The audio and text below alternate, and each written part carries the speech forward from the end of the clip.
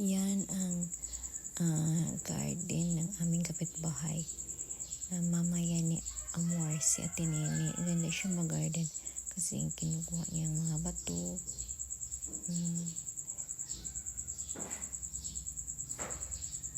Ganda siya.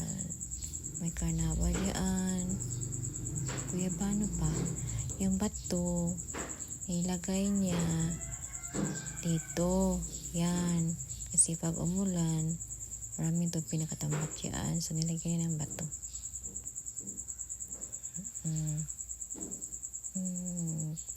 Yan. Bahay namin.